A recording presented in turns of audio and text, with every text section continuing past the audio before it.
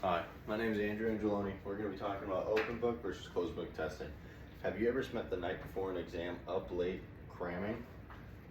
I personally am also guilty of this study technique, and over time I've noticed its consequences. Throughout my presentation, I hope you will open your mind to the idea of open book testing and influence your outlook on the typical education examination practices.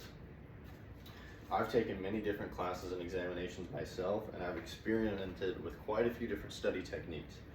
Cramming's greatest fault that I've found is that it has a failure to store information in your long-term memory.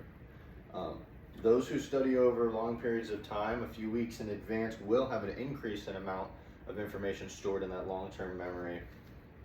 However, closed book examinations produce high-stake environments and is associated with other paradoxes.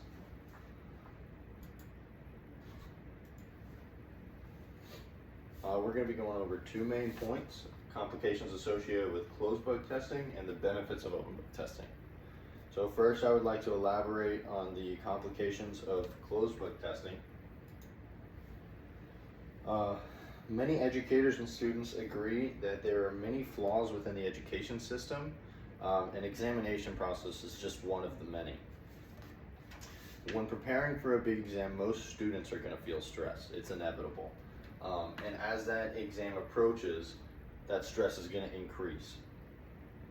You know, have you ever been studying for a few weeks to prepare for an exam, or are you the type of person that likes to cram?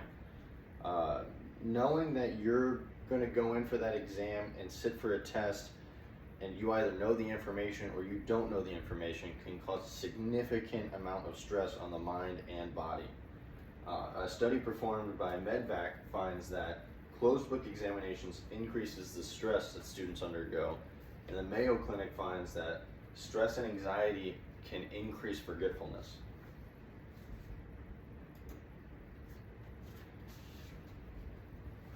The Journal of Educators state they include narrowing the curriculum, decreasing attention on non-tested subjects, changing preschool and kindergarten curricula, narrowing testing preparation, corruption of test results, cheating, tri-aging students, retaining students in the same grade, increased dropout rates, and increasing student anxiety and stress.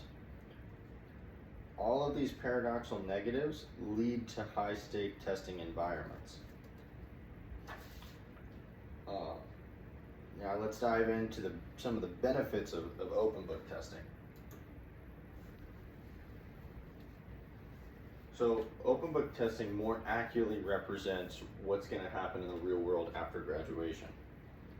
The Washington Post published an article stating open book exams are more closely replicate the kinds of tasks students will carry out after they graduate.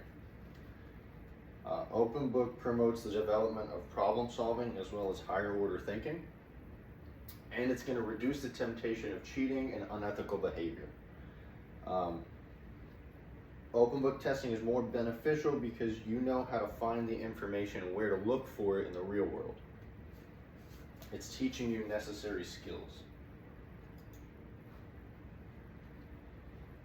The Journal of Affecting Teaching finds that open book exams improve student study skills.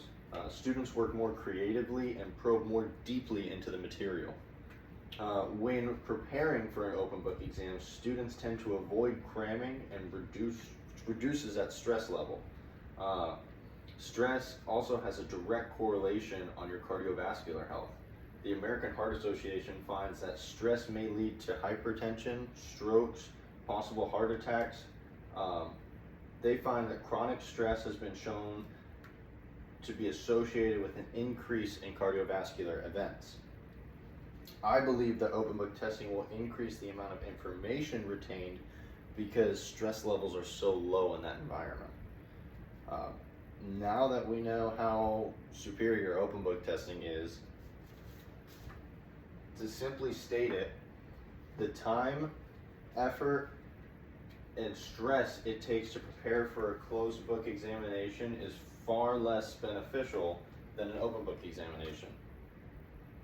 There are too many complications associated with closed book testing. Open book testing is found to better prepare you for the real world, improve improve study habits, reduce stress, reduce the risk on your mental and physical health. Overall, studies find that open book testing is more beneficial for students. Now, what can you do to be a part of this change? I urge you to encourage your teachers, parents, peers to investigate the benefits of open book testing on your own. Together, we can bring light to this change. Educators should incorporate open book examinations into their syllabus. Express your concerns to your teachers, peers, the school board, state legislators. Open book provides a healthier testing environment both mentally and physically for the students. This may be our first major step in improving the American education system.